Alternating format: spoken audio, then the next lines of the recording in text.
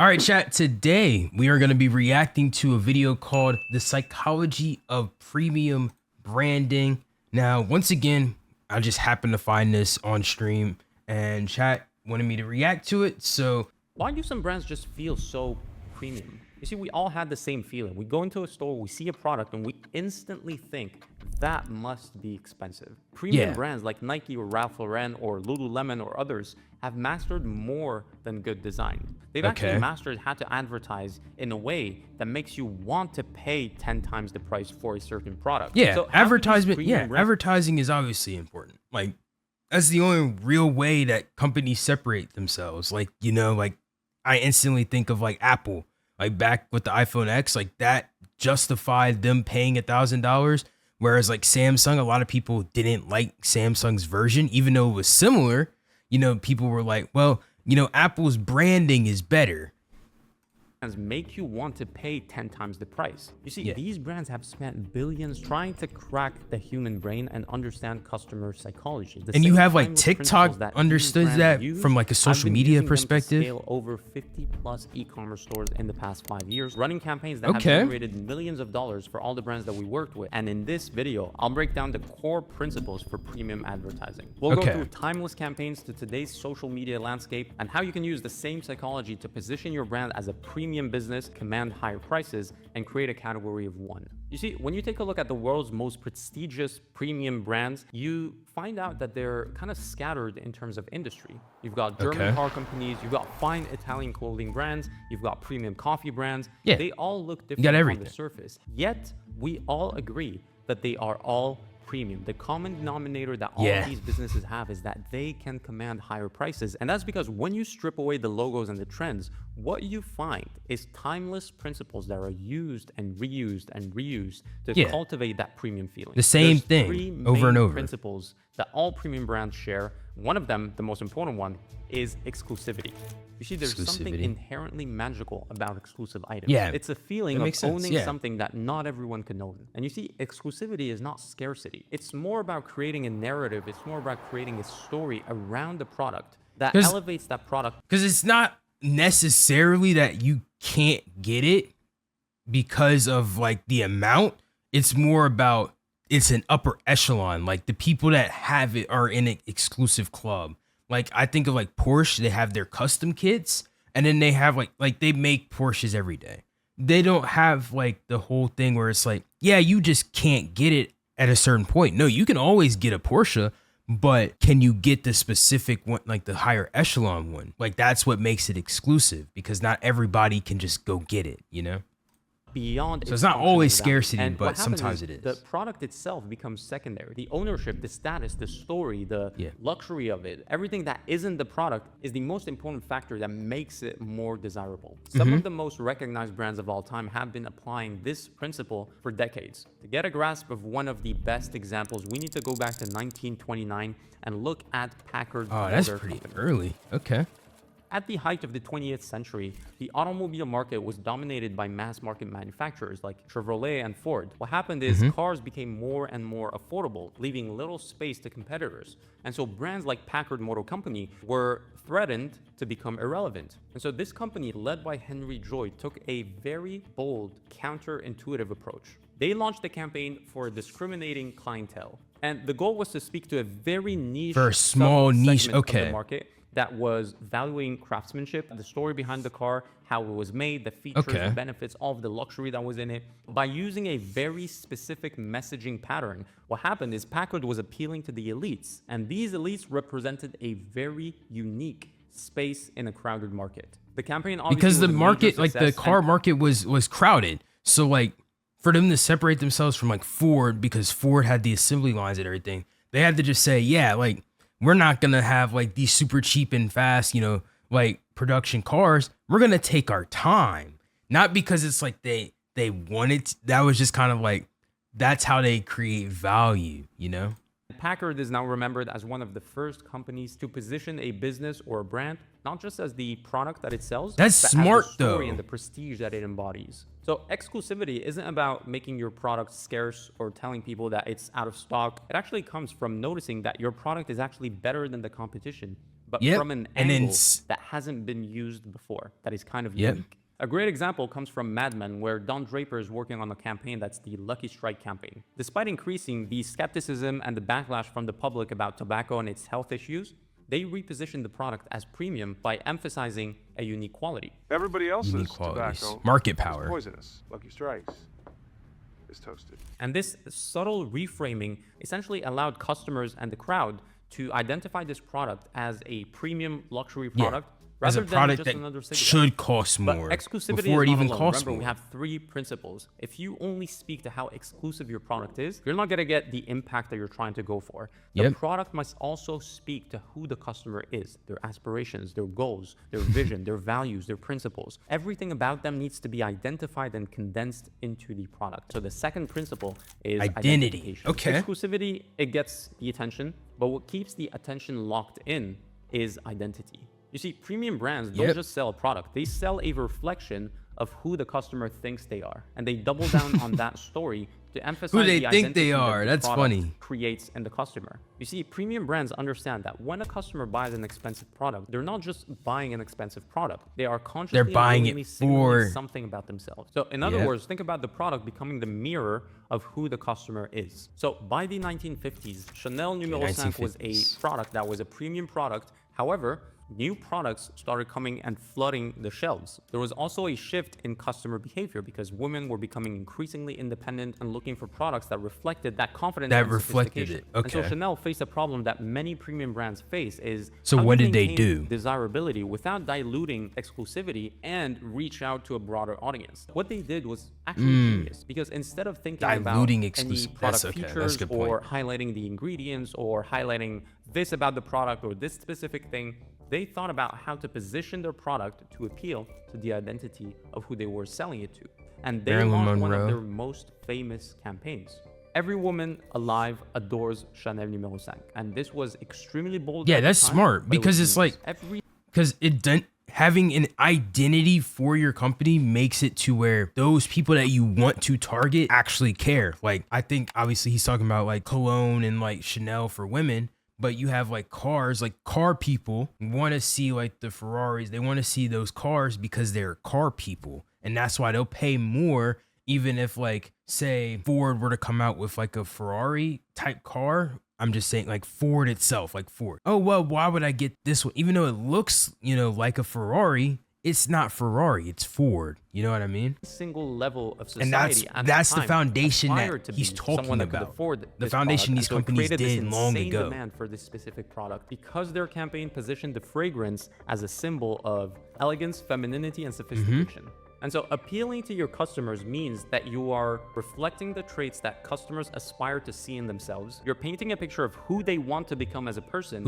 And you're positioning your product as the vehicle or the bridge between their situation and where they want to go. Some people already get trapped in it nowadays. Reflecting that back they're rich and they just automatically get make some them stuff. feel as though they need to belong to your club. Or they feel like they need to. An amazing strategy that you can use within your products as well. However, if you want to take it to the next level, we're going to talk about the third principle. Okay, what's the third Which one? is essentially how to storytelling. tell Okay, it makes sense. Because exclusivity gets the attention. It makes people desire a product. Identity makes them tie their sense of who they are into that specific product. But storytelling is what makes your brand unforgettable. And so the 3 tied together, it creates the perfect storm to unleash unfathomable scale for your company. You see, storytelling isn't about creative logos or creative visuals or whatever. It's about connecting your product. It's about creating a story to the audience, it's about creating a narrative around your product that connects the product itself with your customer and who they aspire to be. It's about creating a story that connects the product with the brand, with the consumer's life. And so what normally is a rather casual act of just purchasing a product becomes an experience that is embedded with emotion, meaning, and memory. And you see, timeless premium brands and the memory is very have been important. Applying this for to decades be now. top of they mind in understand these that customers' across brains. industries and eras, the most effective marketing campaigns, the most effective portrayal of a product is really when you invite the customer to be a part of the story you're creating. and you base that story based on who they are as a person and who they aspire to be. Okay. Creating an experience and inviting them to be in He's kind of like, I'm saying that, but he's kind of like saying that over and over. Like, what's the next chapter? Like yeah, he skips more past it. This is kind of just the 3 principles. So it's gonna sound like a by loop. the mid-2000s, Nespresso was facing a similar challenge. Nespresso faced a classic challenge. He's gonna talk about coffee. Okay, interesting. Espresso machines were becoming common. The product itself was functional, but how do you differentiate yourself? How do you make it differentiate feel coffee? Like it's a more sophisticated and more luxury and more premium product. Well, Nespresso understood that they needed more than the tasty pod or an effective machine or a good machine. They understood that they were not in the market of selling coffee. They needed to shift to selling a story that everyone wanted to be a part of. The solution, George Clooney. Who else do you need? And so what they did is they cast George Clooney as the face of the brand. Someone who was sophisticated, witty, good looking, a discerning coffee lover, someone that embodied to be that, so they automatically, they're like, well, I see this person in advertising. So like, okay, I'm gonna actually give an example, right? The way people see it, it's like if you see your favorite celebrity in an ad, that's kind of what he's hinting at. Like if you see your favorite celebrity in an ad, whatever the product is, you're gonna be more inclined to buy that product. So what these companies are doing are leaning more into like the storytelling for this chapter, right? Of how can we tell a story that we are for the premium people? Obviously, that's what the video is. It's about premium branding. How do these brands separate themselves from other companies? Because, you know, we talked about Ford, we talked about Chanel, like we talked about these companies where they have like cheaper counterparts. Like you don't have to get Chanel for like fragrance. You can get like cheaper colognes, but it's because of the story that Chanel told that people women gravitate towards Chanel is what he's saying. And for coffee now, it's because of this symbol, this quote unquote mascot that shows, oh, you aspire to be like this person. This is who we're gonna advertise with and tell our story with. Regular celebrity actor or just someone with a pretty face. He was literally the embodiment of the story Nespresso wanted to create. Yep. It was a symbol of the aspirations of the typical consumer of coffee. That's the best case scenario for advertising, is finding somebody that literally tells the story. It was a story. It wasn't just an ad. You were looking at a story, an embodiment of what you wanted out of your life. Yeah. You were watching it live on TV. And the slogan, what else? Wasn't just another slogan. It was simple, it was memorable, and it reinforced the idea that Nespresso wasn't just a choice. It was a conscious decision for those who appreciate refinement and the good things in life. Look, these 3 fundamental principles have not changed. They're still there, and they're still being used and used and used and used. And so what used to work on billboards and print ads and TV commercials is now being applied on social media. And today's premium brands still rely on these 3 principles to position themselves as the only solution for the sophisticated buyer. But the way they deliver those ideas has evolved. It's different. The first example, Lululemon. Lululemon doesn't. Oh my goodness. We're getting into like the modern brands now. I know you know about Lululemon and how those 3 principles applied, because every woman was like, oh, if it's not Lululemon, this and this and that. If it's not Lululemon, it's not whatever. That's literally what he's talking about with premium branding. Lululemon has pretty much the same material as the Walmart brand, for example, right? Obviously not. But people gravitate towards Lululemon because it has a symbol.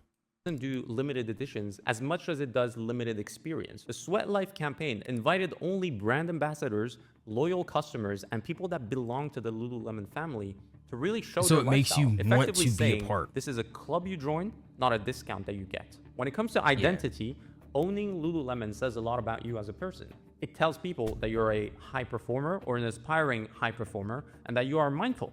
And so the videos that you see, these aren't models or people that are faking it just for the sake of the ad. They're yoga teachers, runners, community leaders. These people actually embody who you want to be. And it makes the customer see themselves as part of that tribe that is fit, healthy, disciplined, and balanced. They're not your typical static ads or your typical buy this, get one free, whatever. They're really about showing the lifestyle. There are many documentaries, usually 15 to 30 seconds, and they show people in their routines. They show someone in their morning run. They show someone meditating. And it also adds the relatability too for the people that they're advertising for. because now they see the product as being part of a certain lifestyle rather than just the product for what it is, which is a garment. Represent Clothing is another example that is very valuable to analyze. Represent built its business by drops. So they don't stop forever. They drop. Once it's gone, it's gone. And so which with that too, because I have a friend that they have this exact type of thing. With their clothing brand, they do drops and they make it exclusive. Like they were doing TikToks giving it out to celebrities, you know, to make it more exclusive. Like they were giving it out to some like basketball players, for example. And so with that, they would go drop that drop after they advertise it. And people are like, well, this celebrity has it, and then they only have a certain amount of clothes, so I'm gonna just try and buy as much as I can before it sells out. And then when it does sell out really fast and that person didn't buy as much as they want because they saw their celebrity, the next time they drop, like the next time my friends drop clothes, people are gonna go to the site and they're gonna buy just off of the fact that they missed out the last time, which is really good. This is really smart to do. And if you can do it, do it. Like with the tap caps, you know, like Lacey and them, they sold a bunch and then they started making more. Like with Clix's brand, with Dreamin', they would have it out and they did the opposite. They didn't do like drops. They would sell, and at the beginning, I think they would sell and then make it after. I think they do drops now. I'm not too sure. Tactic for built-in exclusivity. When it comes to identity, it is a clear bias that they took when it comes to portraying who the brand is for and who it isn't for. You can see the visuals, the founder's story, the YouTube channel, the documentaries. All the content that they put out is for a specific segment of the market, and they set out to dominate that segment of the market. And so they are hyper-focused and hyper-aware of who they want to convert into a buyer. Their social ads are just stories being told. You see the founders really involved in just showing the lifestyle and really embodying that lifestyle and being the beacon that shows customers what the brand is for. And so it creates that narrative that customers just love and want to be a part of. And that's really, really powerful storytelling. So seeing all of these brands like Lululemon and Represent, how they weave exclusivity and identity and storytelling into their ads, it makes one thing very, very clear. Premium ads are not about the visual. They're about creating a world where your customers want to step into. So the real question is, how do you take all of this theory and you extract all of these principles and you apply them in real life? How do you apply them to your own products? That's the real question. And we have a 3-step process that we personally use for premium brands that want to portray themselves as premium, or brands that aspire to be premium brands and that need help to really just craft their strategy and their positioning. We have a 3-step process. It's very, very simple. So the first thing, the foundational step, is research and psychology mapping. It's what I call psychology mapping because essentially what you want to create is you want to create a clear picture of the psychological breakdown or of the psychological profile of who your customer is. And you want to understand what are their triggers when it comes to recognizing exclusivity. I might go to someone and they might see a watch, a luxury watch, like for example, a Patek Philippe with some crazy complications that you know, watchmakers spend thousands of hours making. However, they might care about something else. People, let me know. So we need to understand, what does exclusive mean to the customers? And so we create an aspirational identity for every single customer segment. We understand that, you know, we've got people that are not aware of anything that's going on when it comes to your product, and we've got people that are very aware of your product. They're so very when you want to broaden it, you have to apply it to everybody. You can't just apply it to the people that are most aware about your product. The main challenge then is to identify kind of the mood of your social ads, because ads by essence have to be a little bit more aggressive than your organic content or your typical publication that just isn't conversion driven. It needs to be conversion driven, okay? And so what that means is you're gonna be selling at some point, or you're gonna weave some selling you know, psychology in it to encourage a certain decision. Now, when we do that, we cannot waver from the direction that you set out with your business. Like for example, you know, if Lululemon just starts blasting, you know, 40% off, 50% off, 60% off, like it dilutes all these crazy the company. Discount offers, you know, every single month, that will tarnish their brand. Yeah, in the long because term, then it's like, well, short why term, is this all cheap and stuff? Sure, you know, but in the long term, it'll hurt their brand identity. You'll get sales at the beginning, but in the long term, it hurts your brand. That is going to be consistent throughout every single ad that we launch. And so once we do that, once we have that marketing vector, we need to see and set a spectrum of ad variants that we're going to use so that we have the latitude of testing as many ads as possible. But we also want to understand that not every single format or not every single concept of an ad is going to resonate with customers. And so we need to create this matrix, if you will. I call it a spectrum, just essentially saying no to certain things because it's not on brand per se, and identifying where we can have the latitude in testing. And so we need to create a balance between the marketing vector that we set out and the creative testing framework. And that's a logistical problem, essentially. The other thing is optimizing for performance. So essentially, when you start launching campaigns, what you need to be effective and efficient. You're not just gonna look at purchases, okay? You're gonna look at fundamental metrics that tell you how your story is doing. You know, your hook rate, your video hold rate, is it actually rate, obviously working? There's also your retention. If you do cohort analysis and you wanna see exactly if people are coming back, especially if you're in fashion and you've got people coming back, that's a great sign that you're really weaving that storytelling and that identity. Yeah, like I said with my brand, my friend's brand earlier. When you're optimizing for performance, you don't always want to be ROAS, or purchases. Yes, that's very important, obviously, but you also want to take into account the bigger picture. You want to understand, okay, how is your brand scaling? Not just your revenue, how is your brand actually scaling, your brand equity? Are you converting new people into the ecosystem, right? That's the question you need to ask yourself. We did it very well. We've been helping a brand called Slate Swim, which is a premium swimwear brand based in LA.